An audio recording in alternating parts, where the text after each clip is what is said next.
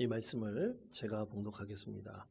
깨닫고 마가라 하는 요한의 어머니 마리아의 집에 가니 여러 사람이 거기에 모여 기도하고 있더라. 베드로가 대문을 두드린데 로데라 하는 여자아이가 영접하러 나왔다가 베드로의 음성인 줄 알고 기뻐하여 문을 미처 열지 못하고 달려들어가 말하되 베드로가 대문 밖에 섰더라 하니 그들이 말하되 내가 미쳤다 하나 여자아이는 힘써 말하되 참말이라 하니 그들이 말하되 그러면 그의 천사라 하더라. 베드로가 문 두드리기를 그치지 아니하니 그들이 문을 열어 베드로를 보고 놀라는지라. 베드로가 그들에게 손짓하여 조용하게 하고 주께서 자기를 이끌어 옥에서 나오게 하던 일을 말하고 또 야고보와 형제들에게 이 말을 전하라 하고 떠나 다른 곳으로 가니라. 아멘. 목회자가 가장 기쁠 때가 있습니다. 그 기쁨 중에 하나는 바로 성도들이 기도한 것이 응답받을 때입니다. 여러분은 성도들이 기도에 응답받았다는 것은 참 큰 의미가 있습니다. 그것은 계속해서 하나님과 교제했다는 하나의 중요한 의미가 있고요.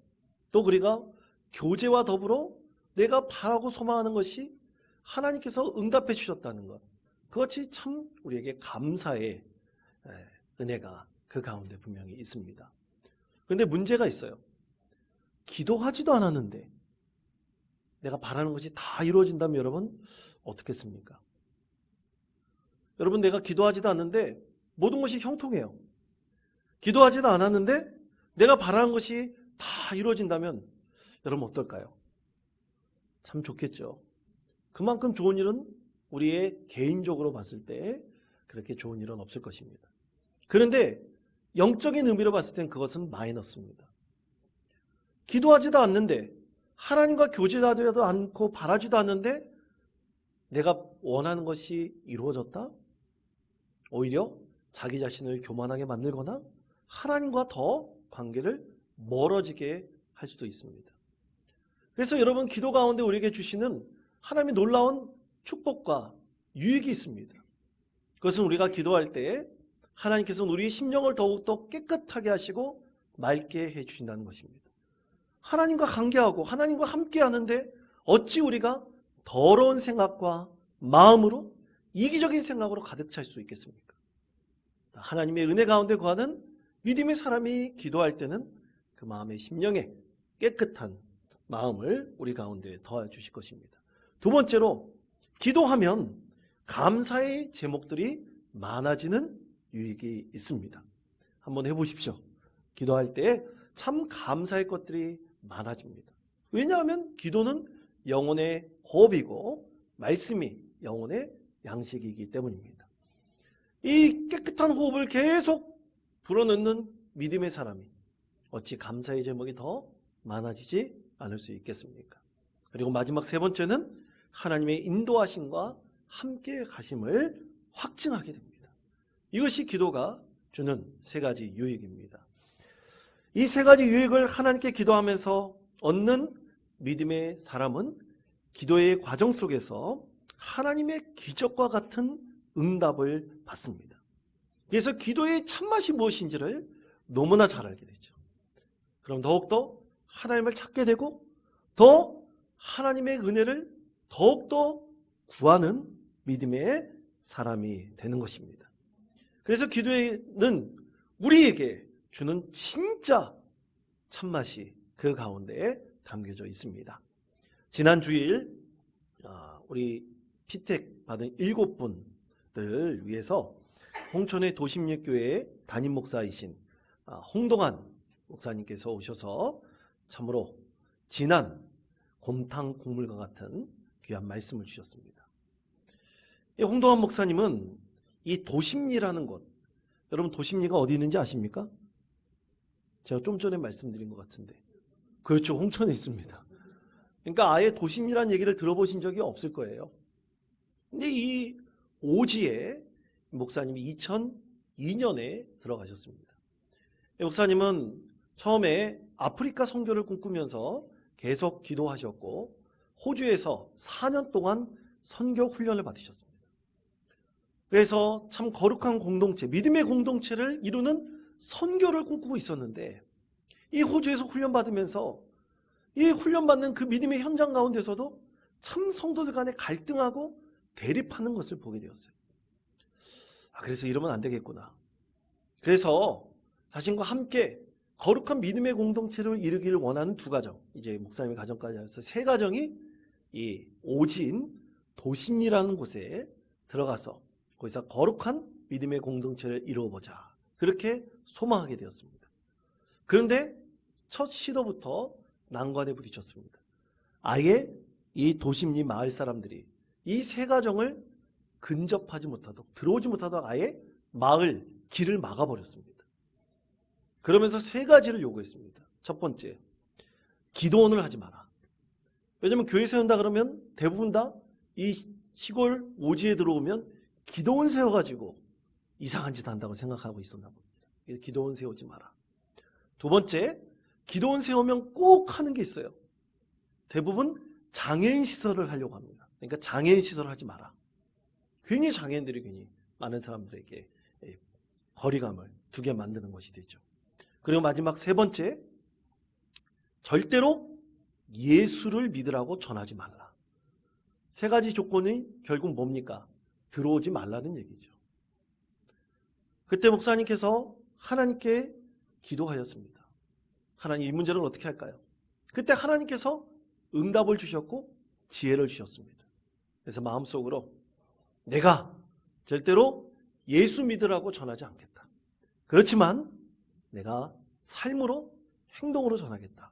그렇게 하나님께서 지혜를 주셨답니다. 그래서 그때부터 그 마을에 있는 여러 가지 굳은 일을 이 목사님이, 그래도 여러분 그 목사님이 그때 당시에는 젊은 청년이었습니다. 거기 들어가가지고 온갖 굳은 일을 다 감당했습니다. 아이들과 함께, 이 자기 자녀들과 함께 마을 쓰레기를 줍자 그러는데 애들이 이해하지는 못하는 거예요. 그런데도 열심히 쓰레기를 줍고요.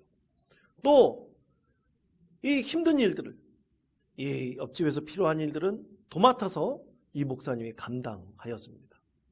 그렇게 6년이란 되는 시간이 흐르니까 이 마을 사람들이 점점 마음 문이 열리기 시작을 했습니다.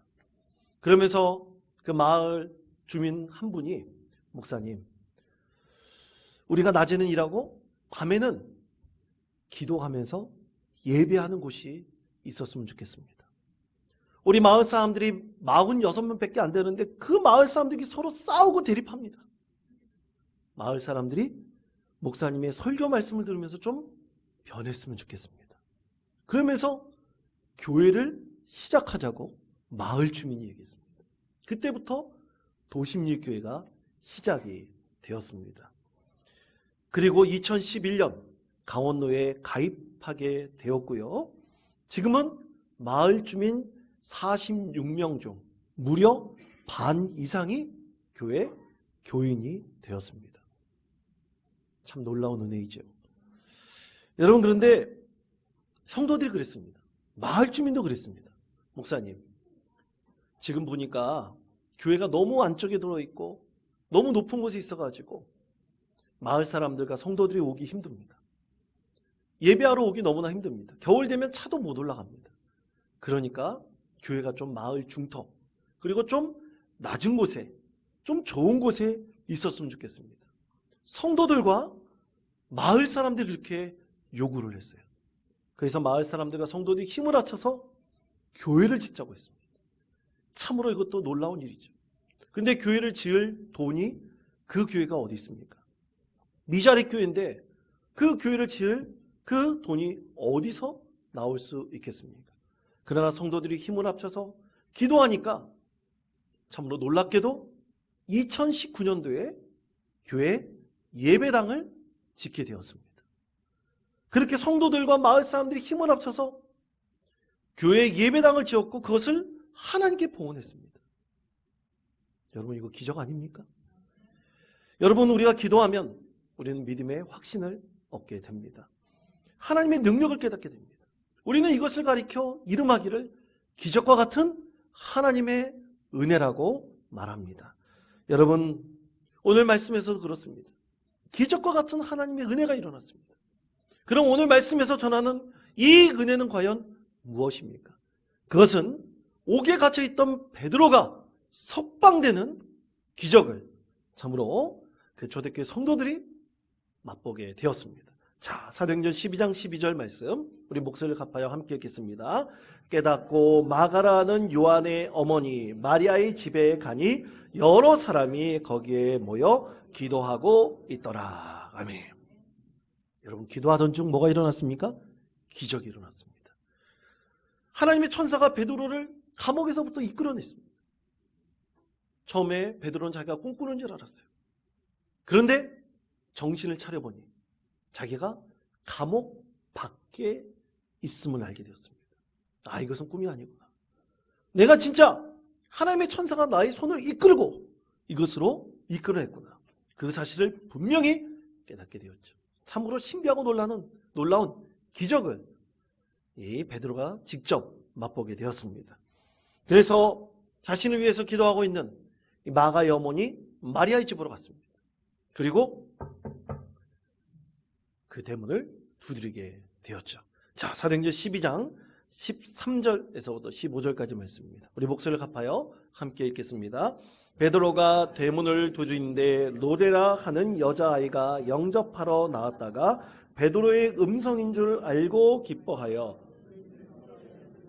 달려 들어가 말하되 베드로가 대문 밖에 섰더라 하니 그들이 말하되 내가 미쳤다 하나 너희는 힘써 말하되 참말이라 하니 그들이 말하되 그러면 그의 천사라 하더라. 아멘. 자, 마리아의 집에서 시중도는 여자아이가 나가 보니까 베드로의 목소리가 들렸습니다.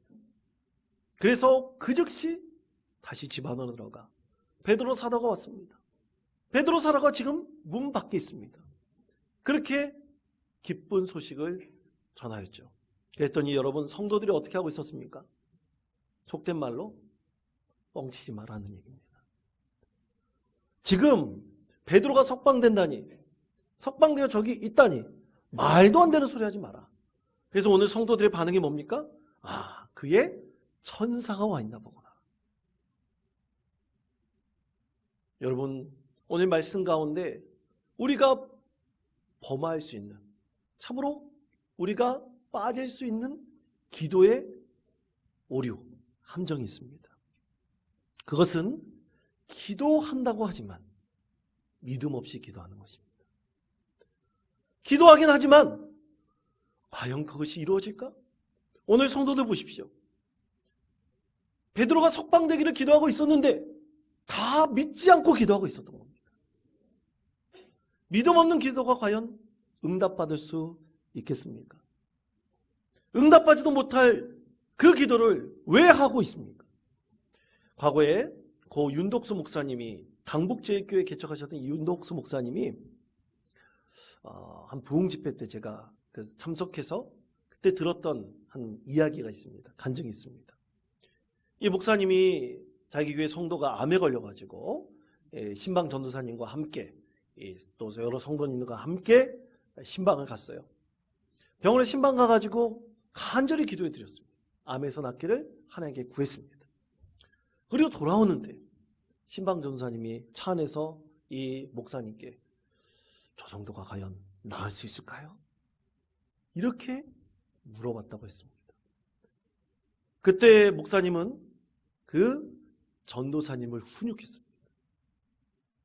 전도사님, 우리는 믿음으로 구하는 것입니다. 병이 낫기를 간절히 믿음으로 구하는 것입니다. 믿지 않고 구할 때 어떻게 하나님의 기적이 우리 가운데 일어날 수 있겠습니까? 그 결과는 하나님께서 하시는 것이고 우리는 지금 이 순간 저 성도가 낫기를 간절히 믿음으로 구하는 것입니다. 그때 하나님께서 그 기도에 응답해 주실 것입니다. 그렇게 대답했다고 합니다. 여러분 기억하십시오. 기도를 통해서 하나님의 기적이 우리 가운데 반드시 일어납니다. 기도하지 않고 어떻게 하나님의 기적이 일어날 수 있겠습니까? 오늘 간절한 마음이 없이 믿음으로 기도함이 없이 절대로 기적이 일어나지 않음을 우리에게 분명하게 말씀하고 있죠. 오늘 말씀에서 아주 중요한 세 인물이 있습니다. 바로 이 세 사람을 통해서 하나님께서 우리에게 주시는 분명한 메시지가 있습니다. 첫째 사람은 바로 로데라는 여자아이입니다. 자, 로데에 대해서 사도행전 12장 14절에서부터 15절 상반 부분 이렇게 말씀합니다. 우리 화면에 말씀을 다 같이 한 목소리로 읽겠습니다. 베드로의 음성인 줄 알고 기뻐하여 문을 미처 열지 못하고 달려들어가 말하되 베드로가 대문 밖에 섰더라 하니 그들이 말하되 내가 미쳤다 하나 말에 참말이라 하니 아멘. 자, 여러분 보십시오. 많은 성도들이 믿지 않고 기도하였는데 이 로데는 그 사실을 분명히 믿고 있었습니다. 그리고 오늘 말씀에 보면 14절에서 분명히 말씀하고 있죠. 베드로의 음성만 듣고도 믿었습니다. 그래서 문을 미처 열지 못하고 베드로가 있는지 없는지 확인하지 않고 집 안으로 들어가 지금 베드로 사도가 왔습니다. 그가 석방되어서 지금 문 앞에 있습니다. 기쁜 소식을 전하게 되었던 것이죠. 어린아이의 믿음이 참 대단합니다. 하나님께서 우리에게 원하시는 믿음은 이 어린아이와 같은 아주 순수한 믿음입니다. 그럼 이 로데라는 어린아이가 어떻게 이 기적을 베드로 사도가 풀려났다는 것을 어떻게 믿게 되었을까요? 어떻게 알게 되었을까요? 그리고 그것을 확증할 수 있었을까요? 여러분, 초대교회 역사에 보면 우리 성경 말씀에서 우리에게 전하는 참으로 기적과 같은 은혜의 이야기, 사건들이 너무나 많습니다. 근데 이 로데라는 그 집에서 일하는 어린아이는 사도들 통해서 또 성도들 통해서 그리고 예배의 현장에서 일어나는 수많은 기적의 이야기들을 몸소 보고 겪었고 그것을 온전히 믿게 되었습니다. 그렇다면 우리가 기도하는 그대로 반드시 하나님께서 이 기적을 일으켜 주실 것이라는 사실을 굳게 믿고 있었던 것입니다. 그래서 이 어린아이의 믿음이 지금 다른 성도들의 믿음에 비교하여 너무나 크고 놀라운 믿음이라는 것을 우리는 분명히 알 수가 있습니다. 여러분, 우리는 구원의 기쁜 소식을 우리가 믿고 있다면 그것을 그대로 전하면 됩니다. 예수 안에 참된 생명이 있습니다. 예수 안에서 미움과 시기와 질투, 다툼이 다 사라져버립니다. 그리고 예수 안에서 진짜 사랑을 우리가 이룰 수 있음을, 그리고 예수 안에서 진짜 영생이 있음을 우리는 온전히 전할 수 있습니다. 그러기 위해서 여러분, 우리는 반드시 그 사실을 믿어야 됩니다. 어린아이와 같이 순전한 믿음으로 그것을 받아들여야 됩니다. 그것이 진리라는 것을 분명히 알 때 그 진리는 진정한 힘이 있으며 놀라운 능력이 그 가운데 분명히 나타나게 됩니다. 아까 말씀드린 도심육교회, 제가 2019년도에 직접 한번 가봤습니다. 교회를 지었다는 소식이 있길래 또 어떻게 지었을까 되게 궁금했어요. 그래서 갈 때 상상을 하게 된 그냥 시골에 그 오지에 있는 교회니까 어떤 조그만 어떤 집같이 이렇게 지어놨을 것이다. 예배당을 이렇게 헌당했을 것이다. 솔직히 기대하지 않고 갔습니다. 그런데 저는 가보고 참 놀랐습니다. 나중에 한번 갈 기회가 있으면 한번 가보시기 바랍니다. 교회가 참 아름답고 예쁘게 예수님의 무덤을 형상화한 그 형태로 지어졌고 또 옆에는 교육관이 2층 높이로 지어져 있었습니다. 참 놀라웠죠. 그래서 목사님께 물어봤습니다. 목사님, 이거 어떻게 했습니까? 어떻게 지었습니까? 자기 교회는 빚 한 푼 없이 교회를 예배당을 지어서 헌당했다는 거예요. 그리고 최근에 오셨을 때 다시 물어봤습니다. 목사님, 20여 년 동안 목사님의 그 생활비나 교회 운영비 또 그리고 그 모든 사역에 필요한 모든 비용, 그 건축 비용을 어떻게 감당했습니까? 전 도저히 이해할 수 없었습니다. 그래서 물어봤더니 딱 한마디 하시더라고요. 이 모든 것이 하나님께서 넘치도록 부어주셨기 때문에 가능했습니다. 그냥 하나님께서 이루신 것이라고 했습니다. 더 이상 질문해서 의문을 가질 이유가 없게 되었던 것입니다. 사랑하는 성도 여러분, 사람의 생각으로 이해할 수 없는 것을 일으키는 것이 하나님이십니다. 내가 불가능하다고 생각하면서 믿는다? 기도한다? 이루어질 리가 전혀 없죠. 우리가 믿음으로 구하고 반드시 할 수 있다는 마음을 가지고 하나님께 구하면 하나님께서 반드시 그 가운데 응답해 주십니다. 로데와 같은 이 어린아이와 같은 순전한 믿음을 가지고 하나님 앞에 구할 때 반드시 하나님께서는 그곳에 교회를 세워주시겠다는 하나님의 뜻이 있다면 그 뜻에 그대로 순종하는 믿음의 사람을 통해서 하나님께서 반드시 응답해 주시는 것입니다. 그러므로 여러분, 기적의 두 가지 조건이 있습니다. 믿는 사람들과 그렇지 않은 사람들이 기적에 대하는 태도는 분명히 다릅니다. 믿는 사람들은 기적을 영적인 일이라고 믿습니다. 그러나 믿지 않는 사람들은 우연히 생기는 것이라고 믿습니다. 그러나 여러분, 기적은 영적인 일입니다. 하나님께서 이루시고 하나님께서 행하시는 일입니다. 두 번째로 베드로입니다. 사도행전 12장 16절에서부터 17절 상반 부분에까지 말씀, 우리 목소리를 갚아요 함께 읽겠습니다.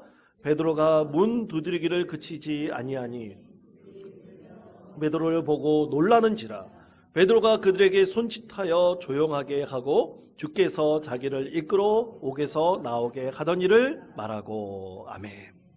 자, 여러분, 베드로는 기적의 주인공이 되었습니다. 여러분, 베드로를 통해서 하나님께서는 참 많은 기적을 일으키셨습니다. 기적의 현장 가운데 항상 베드로는 기적의 주인공이 되어 있었습니다. 처음에는 성전 미문에 앉아있는 지체 장애인에게 그는 그렇게 전했습니다. 내게 지금 은과 금은 없지만 내가 갖고 있는 이 믿음, 예수 그리스도에 대한 믿음으로 당신에게 선포합니다. 나사렛 예수 그리스도의 이름으로 선포하니 이 자리에서 일어나십시오. 그때 예의 지체장애인이 그 자리에서 일어나는 기적을 맛보았습니다. 그가 기적의 통로가 된 것이죠. 또한 루따라는 곳에 갔을 때 애니아라는 중풍병자가 있었습니다. 그녀를 위해서 간절히 기도했을 때 그녀의 중풍병이 낫게 되었습니다. 또 욥바로 갔을 때 다비다라는 여제자가 그만 병에 걸려 죽었습니다.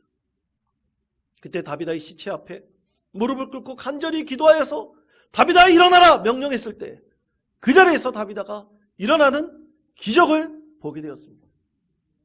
베드로는 참 많은 기적을 보게 되었죠. 이 기적을 분명히 알고 있는 베드로는 오늘 이 말씀 가운데서 그가 감옥에서 천사의 손에 이끌려 나오는 기적을 맛보고 그것을 알려주기 위해 오늘 그 성도들에게, 믿음이 없었던 그 성도들에게 조용히 하십시오. 지금 하나님께서 나에게 어떤 일을 일으키셨는지 제가 잘 설명해 드리겠습니다. 그러면서 그에게 일어났던 일들을 아주 조목조목하게 자세하게 설명해 주었습니다. 그때 그 성도들이 그 말을 다 이해했고, 하나님의 기적이 베드로를 통해서 지금 이렇게 일어났구나 라는 것을 분명히 깨닫게 되었습니다. 여러분, 그렇습니다. 사랑하는 성도 여러분, 여러분 모두가 기도함을 통해 여러분들이 여러분의 삶의 자리에서 일어날 기적의 주인공이 되시기를 간절히 축복합니다.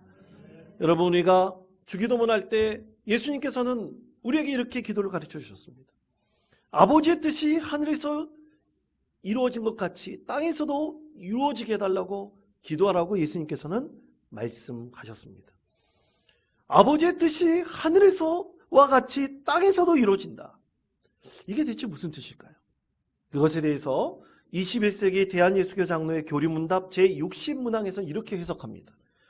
주님의 말씀을 준행함으로 자기 스스로 복을 누릴 뿐 아니라 세상 모든 사람에게 복을 전달하는 통로가 되는 것이 우리를 향한 하나님의 뜻입니다. 주님의 말씀을 준행하고 나도 복을 누리지만 그것을 세상 사람들에게 전달하는 통로가 되는 것. 그것이 하늘에서 이루어지는 뜻이 어디서 이루어지는 거라고요? 땅에서도 이루어지는 것이다. 분명하게 말씀하고 있습니다. 그래서 이 그리스도인들이 축복의 통로가 되는 거예요. 베드로 같은 기적의 주인공이 되는 것입니다.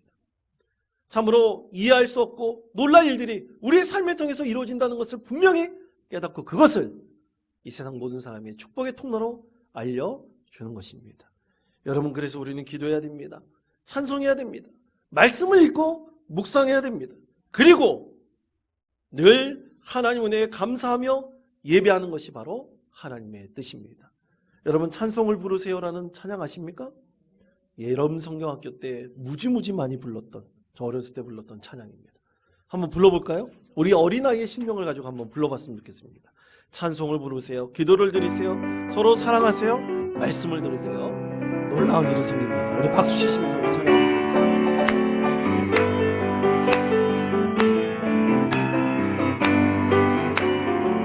신나게 불러보겠습니다. 찬송을 부르세요. 아멘. 찬송을 부르세요. 어떤 일이요? 놀라운 일이 생깁니다. 찬송을 부르세요. 기도를 드리세요. 기도를 드리세요. 아멘. 놀라운 일이 생깁니다. 기도를 드리세요. 서로 사랑하세요. 아멘. 서로 사랑하세요. 놀라운 일이 생깁니다. 서로 사랑해요. 말씀을 들으세요. 아멘. 말씀을 들으세요. 놀라운 일이 생깁니다. 말씀을 들으세요. 아멘. 찬송하고 기도하고 또 서로 사랑하고 말씀을 들을 때 무슨 일이 생긴다고요? 놀라운 일이 생긴다고 했습니다. 그렇습니다. 사랑하는 성도 여러분, 여러분이 베드로와 같은 놀라운 일의 주인공이 되시기를 축복합니다. 마지막 세 번째로 야고보와 형제들입니다. 여러분, 여기서 야고보는 야고보 사도가 아닙니다. 예수님의 동생 야고보입니다. 야고보는 당시 예루살렘 교회의 가장 중요한 수장과 같은 역할을 했습니다. 참으로 예수님의 동생이 이런 역할을 했다는 것도 놀라운 기적과 같은 일이죠. 그리고 그와 함께 동역했던 참 많은 동역자들이 있었습니다. 그때 베드로는 이 사실을 지금 마리아의 집에 있는 사람들만 알지 말고 뭐라고 했습니까? 야고보와 그의 형제들에게, 동역자들에게 꼭 알려주십시오. 그리고 길을 떠났습니다. 왜 베드로는 이 기적의 이야기를 야고보와 그의 동역자들에게 알려주라고 했을까요? 왜냐하면 이 이야기는, 이 사건은 그냥 예루살렘 교회 혼자만 알고 있어야 되는 사건이 아니기 때문입니다. 이 세상에 하나님의 역사하심으로 우리가 믿고 기도함으로 일어나는 많은 수많은 이야기들을 이 세상 많은 사람들에게 알려줘야 될 것이 바로 우리의 책임이 있습니다. 우리 사명이 있습니다. 수많은 교회의 이야기들이 참으로 아름다운 기적의 이야기들이 많은 교회에서 이루어지고 있다는 것을 수많은 사람들이 알아야 됩니다. 그리고 그 많은 이야기들이 참으로 이해할 수 없는 기적과 같은 하나님의 은혜가 있다는 사실을 분명히 깨달을 때 교회는 진정으로 하나님의 은혜와 사랑에 넘치는 믿음의 공동체가 될 수 있으며 성령의 임재하심을 늘 누리고 그것을 경험할 수 있는 참으로 복된 믿음의 공동체를 분명히 이룰 수 있을 것입니다. 그래서 야고보 사도와 그의 형제들이 알려서 수많은 교회들에게 펼쳐나가고 이 기적의 이야기가 많은 사람들에게 전해질 때 이 로데아 같은 어린아이가 생기기, 그리고 베드로 같은 진정한 기적의 주인공들이 많은 곳에서 생겨나지 않겠습니까? 그것이 바로 하나님의 뜻입니다. 이제 여러분, 우리 교회는 다음 주 64살이 됩니다. 다음 주 우리 교회가 64년 동안 이곳에 있었다는 것도 참으로 하나님의 기적과 같은 은혜입니다. 그리고 하나님께서 우리를 성장케 해주셨습니다. 머물러 있지 않게 하시고 축복의 통로가 되게 해주셨습니다. 다 여러분의 하나님께서 기적과 같은 은혜의 주인공이 되기를 간절히 원하고 계십니다. 그러기 위해서 여러분 우리 함께 기도하며 찬양하며 하나님 말씀의 은혜를 나누며 또 우리가 진정으로 하나님 말씀 안에서 참된 사랑을 누리는 믿음의 공동체를 이루는 것, 그것이 온전한 하나님의 뜻이 아니겠습니까? 이제 다음 주 총동원 주일 또 새가족 환영회도 있습니다. 다음 주가 참으로 기대되는 시간입니다. 우리가 최선을 다해서 잃어버렸던 믿음을 갖고 있는 우리 성도들이 있다면, 우리 교인들이 있다면, 이웃이 있다면 그들을 초대해서 함께 예배하며 기쁨의 잔치자를 누리며 우리 예수님께서 처음 기적을 베푸셨던 가나의 혼인잔치의 기적과 같은 은혜가 다음 주에 우리 가운데 펼쳐지기를 간절히 축복합니다. 하나님께서 여러분을 함께해 주시고 여러분 가운데 은혜를 베풀어 주실 것이라고 믿습니다. 이러한 믿음으로 한 주간도 기도 가운데 승리하시는 축복의 통로가 되시는 복된 성도 되시기를 간절히 축원드립니다.